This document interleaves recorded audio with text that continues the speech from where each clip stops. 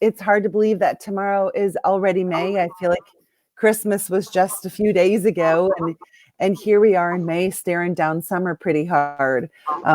When you join me, as always, tell me hello and let me know where you're joining me from. I'm in Alaska and Dr. Heather is in Illinois. So we're a long ways away, but we're excited to be here with you today. It was really interesting. I was reading in John today, John chapter 6, and like in John 6, Jesus keeps saying the same thing over and over and over and over and over and over and over again. He just keeps repeating himself. And it made me think of this conversation that we're going to have, because part of what's happened in your practice is because you've been telling the story, because you've been having conversations with your practice members for years. Now, when they're in a state of crisis, they're showing up for care. They know that, hey, instead of going to the emergency room because my back hurts, I can go see Dr. Heather. Like, I remember she told me that story 15 years ago, and Right. Now I'm in that position and I need her help. So Dr. Heather, welcome, and thanks for joining me today. Thanks for having me on. Absolutely. So I just want to encourage all of you, yes, be the broken record.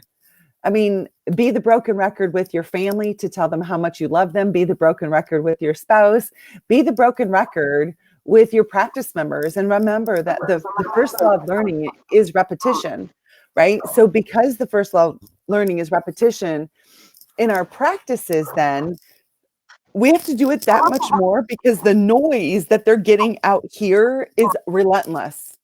Whether it's what they're reading on social media about this is a terrible thing and everyone's going to die, or what they're hearing on the television. And so being that mouthpiece, and I just want to acknowledge some of Dr. Heather's posts here, and to tell you all it's simple.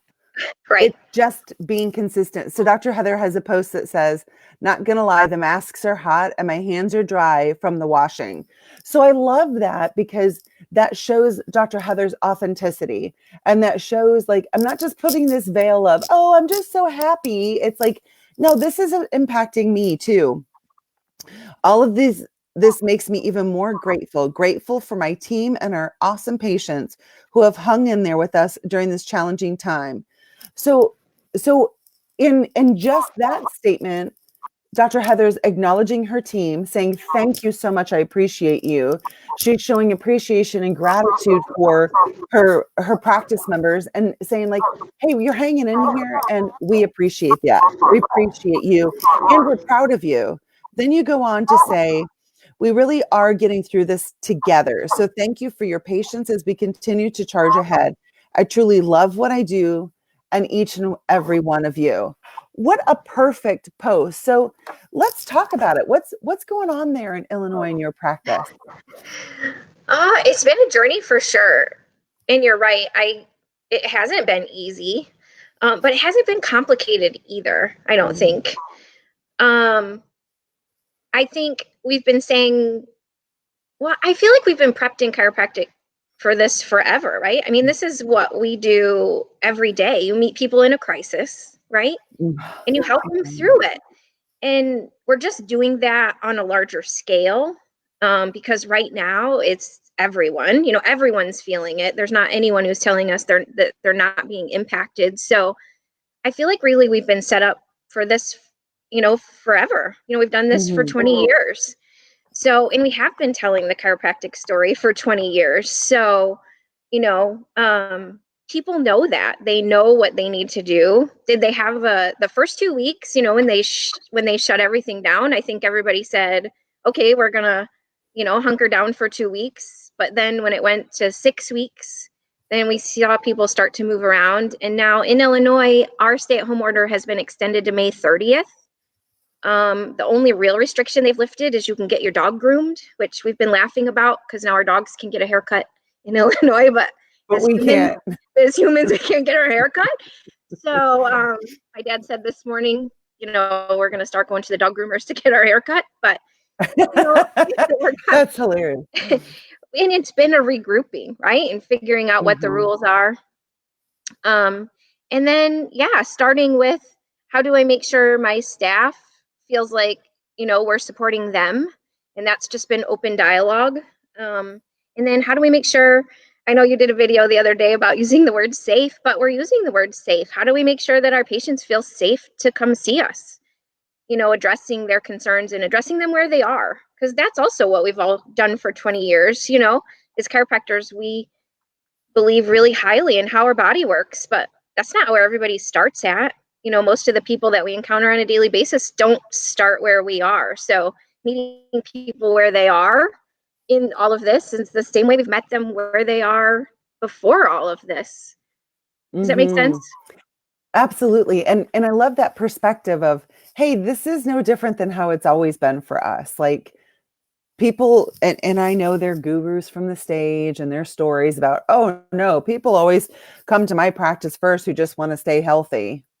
Okay, I think that's very few new practice members start Right. just because they're on a health journey. I think most people begin chiropractic care because they're in a crisis, like you said. And so this is just normal for us. Right. And I just want to give a huge shout out to you and your team and the other chiropractors who have remained open and are standing firm and standing strong and letting practice members know, hey, like, come here, we can serve you. You don't have to be at home and be miserable like those who would normally go to the emergency room when they have a back pain or neck pain or other kind of ailment. Instead of just staying home and being miserable, like go see your local chiropractor. And Right. so for all of you who have said that message and been that beacon in troubled waters, I say thank you. And I think, and you and I started talking about this, one of the things that I loved most about being in practice was the connection. Like our practice was very much the connecting point for so many people in their life, right? Like they ended up building wonderful friendships because when they would come in, I would introduce like, hey, Heather, this is Mary. Mary, this is Heather. You guys both homeschool. And I think you both use the same, homeschool program. Or, hey, John, this is Randy. You both do blah, blah, blah, blah, blah. Making those connections and making those friendships was really, really fun. And so in practice right now with individuals really struggling with mental health, I think it's so awesome that they're able to go see their chiropractor and have a little bit of their old routine and a little bit of, oh, I can come and see you and it's safe. And, I'm going to get a smile. I'm going to get a conversation other than just the same one I keep having at home or the Zoom conversation. Just like being together in that energy, I think is just so powerful. What are you noticing about individuals' mental health right now? People are struggling. I mean, I think what I saw, so last Thursday was our announcement about we were going to go 30 more days till the end of May. And we kind of saw a little switch where people were like, okay, forget it. I'm going to see my grandkids, right? Like 6 weeks was one thing. I'm not going 10 or 12 weeks without seeing my family, their immediate family. Because a lot of them, here's, I think, what I see. So I have 5 kids. We say, here's our expectation. And then when they meet the expectation, you say, good job. Right. And that's how our brains work. They need that positive feedback when you're doing something right. What I'm starting to see is everybody's been, quote unquote, doing everything right. Right. And then all we're hearing is, oh, you're doing a bad job because the numbers are going up. Oh, you're doing a bad job. And I think people are trying to do things right. Does that make sense? Yeah. But then they're doing what they're asked and then continually getting negative feedback. Right? There's been no positive feedback. There's been no what I would call good job. Right? Yeah. So we've been trying to say that, first of all, we think you're doing a good job. Yeah. Yeah. My mom said are stressed out or, I'm just trying to, whatever people are doing, that just saying we see you and you're doing a good job. We see what you're doing, Right. has gone a long ways because we're not hearing anything positive in Illinois. We're hearing highest numbers we've ever had, all of these things. So just to have some place to go where it is a happy face. I don't Yeah. know. And Um, talk about being defeated. Like here, I do something totally out of my norm. I don't see my grandkids. I don't, I'm not going to work where I have friends. I can barely go to the grocery store. I'm doing all of these things. I've radically changed my life because of what you tell me to do, government. And then you tell me, like, basically, oh, we're getting worse. right. I It's it's honestly, like I raising hope my it teenagers, and backfires and that people are finally like, wait a minute, this yeah. cannot be the way you're saying it is. I heard yesterday, I can't remember the conversation who I was having it with, that there are families who are demanding autopsies for their loved ones who have passed away, that COVID was put on the death certificate, and they're demanding an autopsy because they don't believe that that's what their family member died from. Yeah. Our Surgeon General in Illinois said if you get in a car accident and you die, but you test positive after you die, it will still go as a COVID death. Like she said that in a press conference.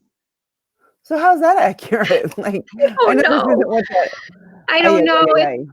If you're like me and you kind of like the numbers, it's some days really hard to process. But yeah, I feel like people are reaching a point, if with my teenagers, I said, here's the expectation, and they were doing a good job, and then I just continued to punish them and ground them.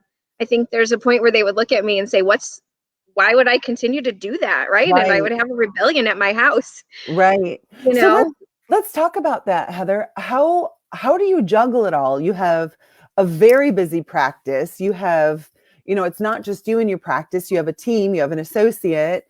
Your husband is a farmer. So this is, for those of you who know farming, like, this is planting season. This is go time. This is not, obviously, but maybe some people don't know. I grew up as a farm kid, and I always remember my parents were like, what, marriage, you both have to be giving 100% all of the time.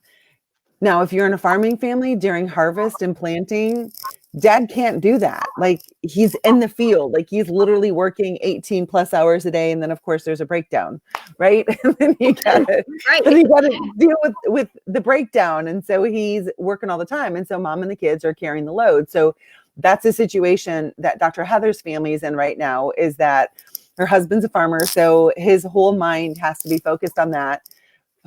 Like 5 kids, homeschooling, self-care. How do you do it all? Like, when you wake up in the morning, what is the first process that goes through your mind so that the day is going to be, not quite so chaotic? Well, I will be really honest. So the first 2 weeks of this thing, I was very practice focused. They had said to our kids, any work that you do doesn't count and it doesn't matter anyway. In that first 2 weeks in Illinois, none of the work they did counted for anything. So we kind of took that as a regrouping we went with done's better than perfect. I think I've heard Yeah. somebody very wise say that, right? Yeah. And kind of gave my kids a little bit of time to process because it was a big deal for them too. Yeah. I think we all just regrouped, but I think I spent 14 straight days just trying to figure out how are we going to make this work in the practice. There's my confession on that. On the kids' side, my kids stepped up, which shouldn't surprise me because we've raised very independent kids. Yeah. My teenagers very quickly, when I tried to micromanage them, because I at first thought, oh, I'm going to have to make a procedure for them to make sure they do what they need to do because they are going to be on their own a little bit. My teenagers very quickly said to me, basically, knock it off. We know what we're doing. Leave us alone. I love that. So to that, I said, okay, I'm going to leave you alone until you tell me different. So my 16-year-old son got himself a full-time job. So he's working 8 to 5 fixing lawnmowers and then doing his schoolwork in 2 hours at night, which has worked awesome.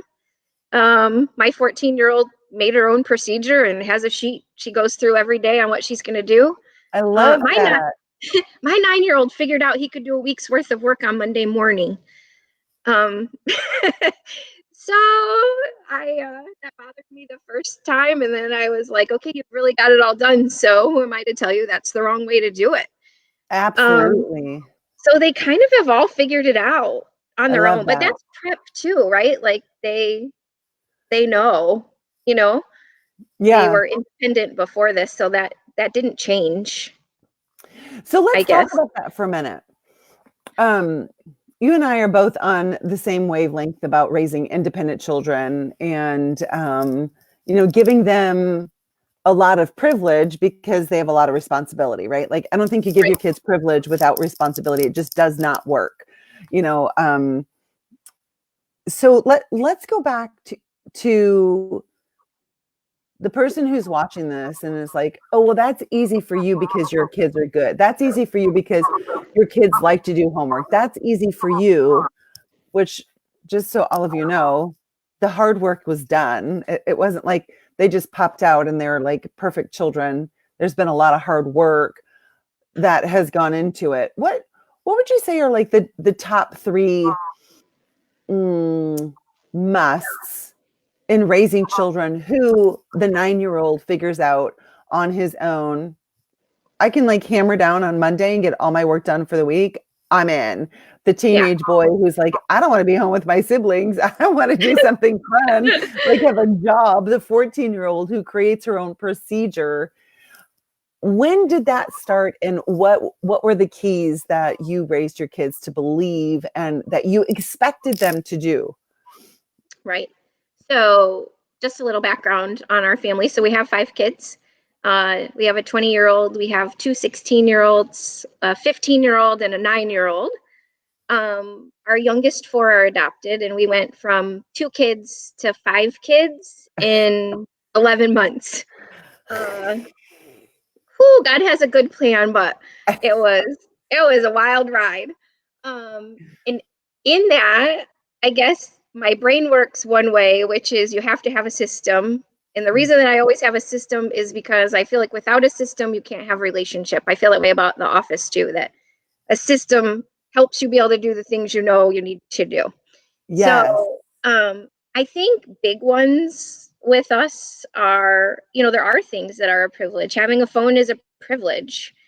You know, John has a button on his phone that he can hit that will shut your phone down. So if you're not doing what you're supposed to do, we push a button and you lose that privilege until you can figure it out. So Sometimes, let's stop there for a minute because yeah, there are parents who are afraid to take their kids' phones away. I've spoken with them and I'm like, you you bought that and you paid for it, right? What do you mean right, like you're afraid like your child is going to throw a fit if you take their phone away and so you don't? Like, let's talk through that very real thing because we're not the norm. yeah, I know, I forget that. Well, quite frankly, sometimes they have a fit. I don't know, right? I mean, Yeah, like scream your head yeah, off, but you're not going to do it in right, front of me and you're not going to do it in front of the rest of our family. So I guess you better go outside and get your screaming on, right, yeah, right? yeah. And my husband's pretty cut and dry. So, like, if he shuts your phone off and it continues, you just kind of know then when you go back and ask for it to be turned back on. If there was a lot of drama after, you're probably not getting it back for a while. You Hmm. know, I mean, And and that's what the key is that your kids have learned to trust you and John because you're consistent. This is yes, this is no. right. First time obedience. Like when I say it, just do it. Like Hmm. it's really really simple and boundaries I think are so important and whether it's in an adult relationship or parent to children, if I know mom means business, like she's not going to count to 3 and some days this is okay and some days this isn't, and dad says this and mom says this, but instead when they're on the same page and I know if I step over that, that's the consequence and that happen, like I know that because I've seen them be consistent, then I can easily just live within those boundaries. And I encourage all of you who are raising kids, think about right now, some of the anxiety that you feel likely is because you don't know what the boundary is. You don't know what the rules are. You don't know what the expectations are. And as an adult, it it makes your mental health suffer. Can I tell all of you, it's worse for your children because they're not adults. They don't have the wisdom and the experience to be able to process that. So please use this COVID time to get really clear in your own boundaries and your own expectations and your own requirements. And like Heather said, systems for your family. Right, go ahead. Right. And I think the other big one that for us is there's natural consequence to things. It doesn't always have to be a consequence from us. One of our kids, when this started, said, well, why would I do any work if it's not going to count? And I kind of agreed with them, but I think they expected me to argue and say, well, you have to do it. And instead I said, that's fine. You choose not to do the work. You can tell your teachers why you didn't do the work. Right. And they don't want to do that. Right. Like, no kid wants to go to their teacher and tell them why they didn't do the work. Right. So, just finding what those natural consequences are, which is hard too, because that means sometimes you have to let your kids fail in a public way, which I think a lot of parents don't like that. They think that, and that is hard because, I'll give you an example. At our house, if you have a sports schedule, you're responsible to put it in the family's calendar so that we all know where you're supposed to be. I was taking care of one of the basketball coaches, and he said, are you coming to the game tonight? And I said, I didn't know there was a game tonight because it was my kid's responsibility to put that in the calendar. So no, I won't be there. And he looked at me like I was kind of a jerk, for lack of a better word. Right. But then I think he caught on to what I was saying. She, that particular child hadn't done what, I don't want to call her out, I'll get in trouble, but, hadn't done what they were supposed to do. So right. I will tell you then very quickly when she realized, oh, I'm not going to get to go to practice or to my games because they didn't do that, then, they do it. Or even, letting them fail in a test because they chose not to. We try to do that early. Like middle school is, when we try to let them figure that out so it doesn't have a permanent consequence, but to let them have a few failures on their own. But then you do run that risk of now teachers know you let your kid fail, which, you have to just be willing to take that, I guess. I love this conversation. I love this conversation. Like Heather is dropping gold here. For those of you who are raising children, dropping pure gold. Do you hear what she's saying? We're teaching our kids while they're still under our roof to be adults, because at some point they are going to be on their own.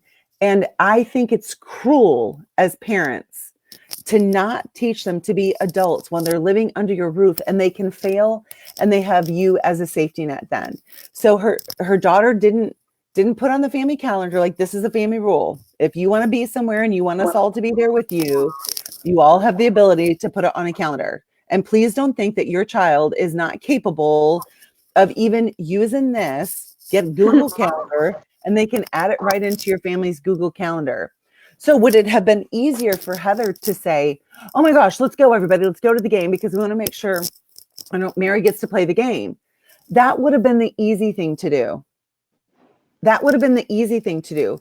But then what is she really showing to her children, especially her daughter who didn't follow the rules? Oh, it's okay. You don't have to be responsible. Mom will always pick up the pieces. What do you think is going to happen when that child goes to college and they forget to study for a test? They forget to turn in a paper. They forget to show up for a job. They forget, okay, it wasn't on the calendar. Mom didn't put it on the calendar. Like, these are really real things. And so this is all just training for adulthood. This is training for future relationships. And please have your kids learn this stuff at home. You are not being more loving by doing everything for your children. So I'm just asking all of you who are parents to be considerate of your kids for when they are adults, when they're in adult relationships.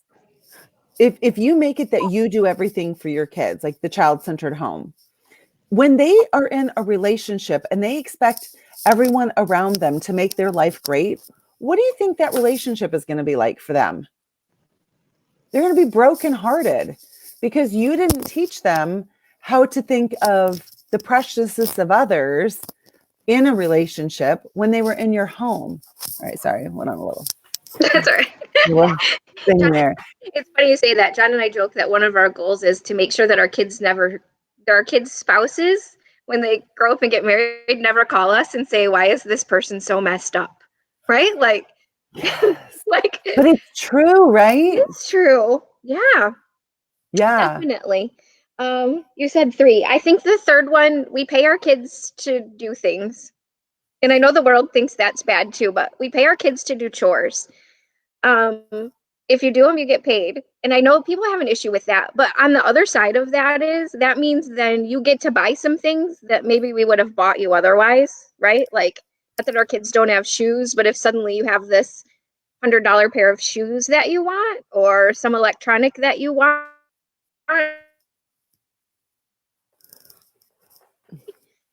we have them, they get paid to do chores and then they buy those things themselves.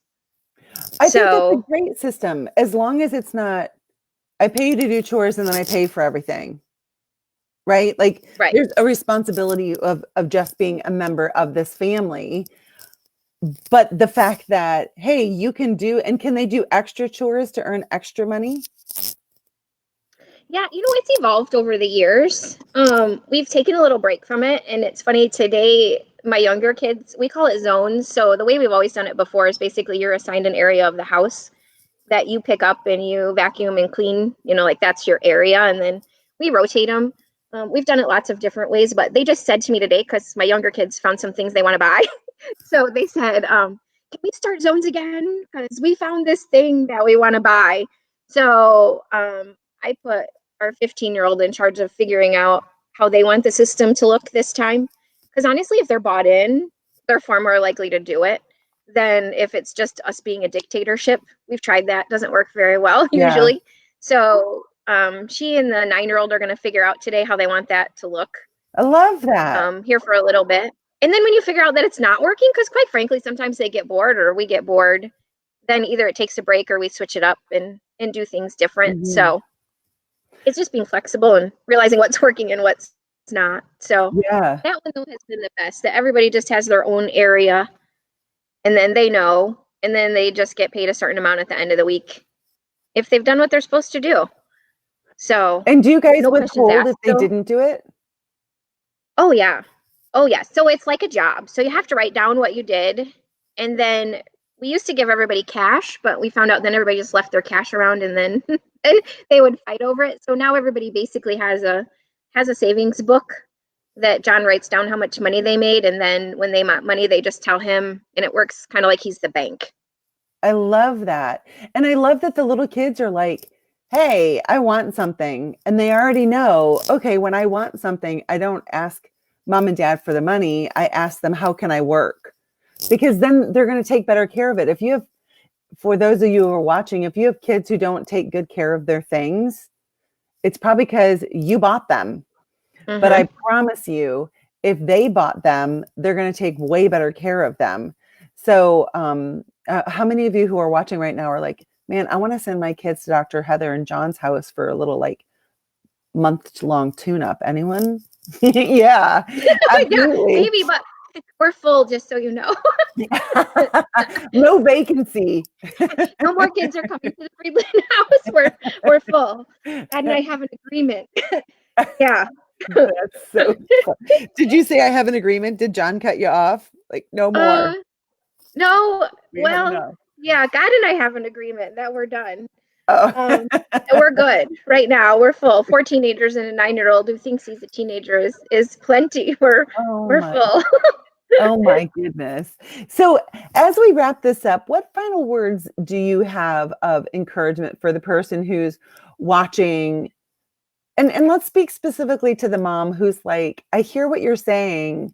I just, I don't really know where to start. Like, my practice is kind of a mess. My home is kind of a mess. I know I should have been doing all of this stuff and I haven't been. So now, kind of like, what's the point? Oh, well, I think there's going to be, at the end of the day, there's always going to be a crisis of some kind, right? Whether it's something happening in your family or, there's always going to be those moments. And I don't ever want to get to that next point and think, oh, I wish I would have done all of that. Because I've had we've all had those moments. All of this didn't happen because everything was always just right. You know, I mean, a lot of the things that we've figured out are because we've encountered issues or, you know, been put in situations where we needed to figure it out. So I guess we've always tried to function as think as if, right? Like in our practice, let's create a system as if we're seeing twice as many people as we are right now. Because if it will work that way, which I think that's served us now, because quite frankly, everything's taking twice as long to do in the office. Um, I don't know. I think it's being mindful of what's happening right now, but being future focused, right? Um, being focused on, like we said, how do we want our kids to function in the world when they're adults? You know, and reminding them of that's why we're doing some of the things that we're doing. Because we want to send you into the world a great human. You know, we say that to our kids all the time. You know, we're doing this because we want to send you, you know, and just reminding them that they have purpose and that God put them here for a reason. But you have to be trained in how to do that. Right. And I think John and I have had great training. You know, we've always had great mentors. You know, the boot camp has been a huge extension of that for me, is just surrounding yourself with people who will help you and train you, and watching what people are doing to see, you know, there's always somebody doing something better than I am. You know, I want to know who that person is. Nice. So one, having that for ourselves, but then two, that made me think of another thing for our kids, right? We're trying to surround our kids with people who are doing things the way that John and I want them done. You know, have them have great mentors outside of us, people that they can turn to when they just think we're being a jerk. Right. Because quite frankly, some days I know they think that, but you know, when they have somebody that they call and say, my parents are being jerks, that when that person says, no, they're not, this is what they're doing, you know, Right. having those people available. And I think the other thing is making a small step and being willing to adapt if it's not working, right? We've had a lot of things that looked like great ideas or felt like just have you had that really great idea? Yeah. Like in my head, it is like, this is going to be awesome. And then I Right. do it and I'm like, this is a terrible idea. So being able Right. to switch course, you know, even the school thing, I thought in the beginning when we started this homeschool thing that we were going to have to be micromanaging everybody. And then, you know, being willing to switch course and saying, oh, that's not going to work for our kids. You Yeah. know, That's I yeah. loved the colorful charts that everybody made. I was ready to make one, right? Like, here's what we're going to do. And, you know, saying, oh, you have to do all your schoolwork between these times. Well, that didn't work for our kids right away. So Right. I think being able to be adaptable Yeah. to what's really happening and what's really working right now, but adapt quickly. I don't know. Nice. Shift Adapt quickly. gears I love quickly. that. If you're not shifting gears quickly right now in your practice, I can see where this has been torture. So we have been switching gears quickly because everybody's changing the rules at least every week in Illinois. Yeah. You know, so adapting. I love that. Adapt quickly. Adapt quickly. It's so like course correct. Yeah, right. You know that Ben and I have done lots of boating, and man, when we're on the wrong trajectory, on the wrong coordinates, we got to adapt quickly, or before long, we're going to be in waters that are not, you know, maybe it's shallow, or maybe it's rocky, or maybe it's like going out there to the storm or whatever. So adapt quickly. And I just want to encourage those of you who are watching who feel like, oh, just everything is such a mess. Like, number one, take control of your words. You're saying everything in your whole life is a mess. Like, let's look at one area that's really good. I don't care if it's, hey, you know what? I get 12 hours of sleep a day. Like, good for you. Like, you know, if it's start there, maybe you have beautiful eyelashes. Start there. Maybe Right. I was looking at my eyebrows today and realizing I really need them to be waxed. Like, maybe yours look great. Like, seriously, start small, but don't stay there. And that's really the key. If you feel like after watching this, and I just wish that my home life, or I wish that my practice was better, start small. Start with one thing and be consistent with that one thing. And don't think you're not going to get pushback. You are going to get pushback. It is not going to feel comfortable. You're going to want to retreat. But in that very moment when you want to retreat, lean in, press on. If you're in the boot camp, that's exactly why it's so important. Like Dr. Heather's practice rocks it. And yet she's on the calls. She's in the boot camp. She's doing the training. So it's not like you get to practice or you get in life and you've arrived. The very people who do the best are the ones that are hungry for knowledge, are hungry for accountability, are hungry for connection and learning. And like Heather said, like, I'm doing really well, but I know there's somebody who's next leveled what I'm doing. I want to learn that. Just like with our family, right? There's something I can still bring to my family, even though it's awesome. There's that next thing that I can bring. And so I just encourage all of you, it really and truly is the consistency that pays off. So don't think that all is lost. Today can be a way better day than yesterday, and tomorrow can even be better. Don't think it's not going to come without pushback. You know, it's about getting momentum in our lives, not motion. In order to get momentum, you must have friction. So it's friction, traction, momentum. So there's going to be those things, or you're just going to be spinning and spinning and spinning and spinning and spinning. So if you're not finding pushback, if you're not like having to like dig in, please know you are not moving towards momentum. You're just going to keep spinning. So to all of you today, thank you so much for joining us. If this has been beneficial to you, pop a note and just let Dr. Heather know, hey, thank you. I really appreciate, like she just shared so much, just amazing wisdom with all of us today from experience, you know, from trying something and failing, course correcting quickly, figuring out a better way, doing something again, course correcting, like adapting. And then to even take it a step further, I know that this broadcast will be of benefit to your friends, your family members, maybe practice members who are struggling at home. So just do something super simple, hit share. Like that's all you have to do is hit share, and you can be a part of the solution instead of sitting on the sidelines, just being a fan. Heather, God bless you and your family. Thank you so much for joining me today. I really appreciate you. Thank you. Have a great day. I love you, girls. See you. Bye. Thank you. Bye.